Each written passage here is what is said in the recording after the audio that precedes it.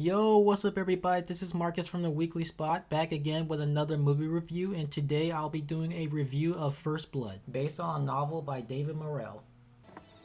Well, you did some pushing of your own, John. They drew first blood, not me. Look, Johnny. Let me come in and get you the hell out of there. They drew first blood.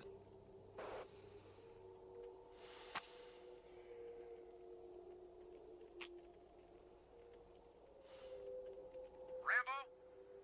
Are you still reading me?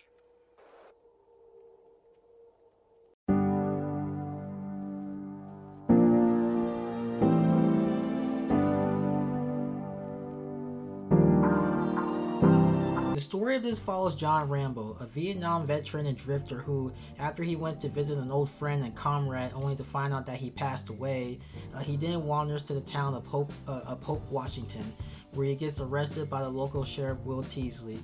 When Teasley and his deputies try to restrain him, it triggers his trauma from the war, and he then just unleashes his fury on the officers. So now being hunted, Rambo wages a one-man war against Teasley and the whole town of Hope.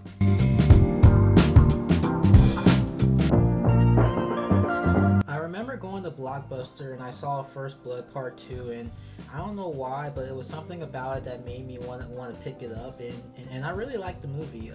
At the time, if I'm going to be honest, I didn't know what was going on, but it had action though, and that's all I knew.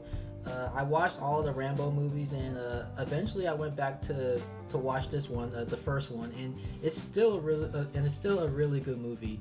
Watching this made me realize something that I didn't realize the first time, but this movie is like really different from the others because the others are more action packed. This one not so much, and it's also cool looking back at this, knowing this character's journey.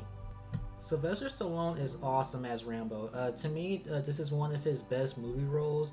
And while Rambo is like an action hero, and the series gets more action-packed as it goes on, this film shows that he's more than just a typical action hero.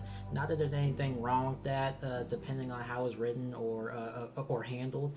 In this film, in particular, he's displayed more as a tragic hero and a much deeper character with a deeper story. Sheriff Teasley, played by Brian Dennehy, he's pretty much the villain of this film, and he does a good job of just making you hate his character. He comes off as a bully, overzealous and stubborn too, because although he was warned about how dangerous Rambo is, and was actually told how to handle the situation by Troutman and even his men, he just wouldn't stop. He wouldn't listen. Wasn't thinking straight. It was starting to become something like an obsession. Like he needed to capture Rambo. And speaking of Troutman, you got Colonel Troutman, played by Richard Crenna, who is Rambo's commander. When the movie introduced this character, at this point you already know who Rambo is, and that he's a Vietnam vet in the Green Beret. Still, you didn't really know what he was capable of and how dangerous he was until Troutman showed up. That scene when you're introduced to Troutman and he talks to Teasley about Rambo was such a great scene with great writing and dialogue.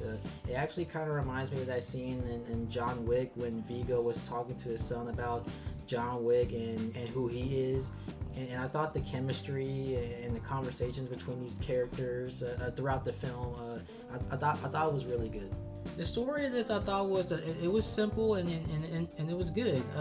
The action in this I thought was awesome. When you see Rambo taking the cops out one by one in the woods, it reminds me a lot of the movie Predator. Like the way it's filmed with the music, it kind of gives off a horror vibe. And Rambo has always been like this intimidating guy, but it's something about this one in particular that makes him more terrifying. When you look up the trailer or the poster for this, it makes it look like a movie that'll be thrilling and action-packed. Though you get all of that, this is also a pretty sad movie, especially around the end, because as I mentioned before,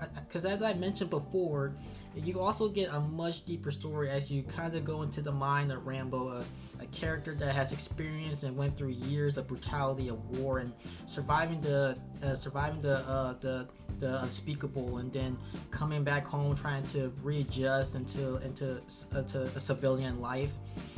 This is one of those movies I think did a good job displaying a soldier's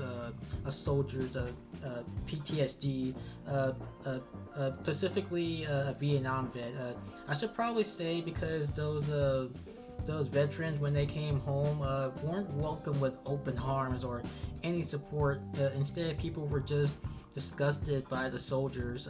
I've never been in war, but I think it's safe to say that war changes people, and I can't imagine being in Rambo's position, going through what he went through, and then coming back home to not only find out that an old friend of his passed away, but to get treated poorly by this policeman for no reason at all, which then leads to him now being hunted. It's like, what else can go wrong with this man, you know? And what I really like about this is that all the action going on with the guns and the explosion, Rambo pretty much, you know, dismantling this small town and the police force.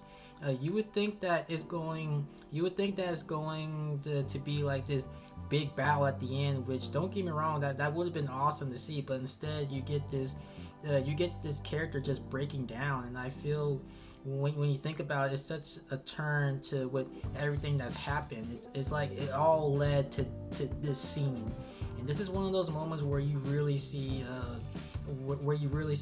Sylvester Stallone's acting shine. Like, it's such a powerful scene.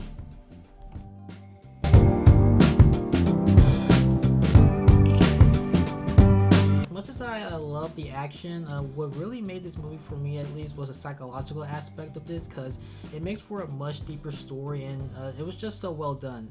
If you haven't seen this movie, I recommend checking it out. Again, amazing film, and for that I give First Blood a 5 out of 5. Are you telling me that 200 men against your boy is a no-win situation for us? You send that many, don't forget one thing. A good supply of body bags. Sylvester Stallone. This time, he's fighting for his life. First Blood. Now that is my review of First Blood, and let me know what you think. Do you like this movie? Do you not? Or are you in the middle? Do you think it's okay? And yeah, that's pretty much it for today. This is Marcus from the Weekly Spot. More content will be coming out soon, but until then, take care, everyone.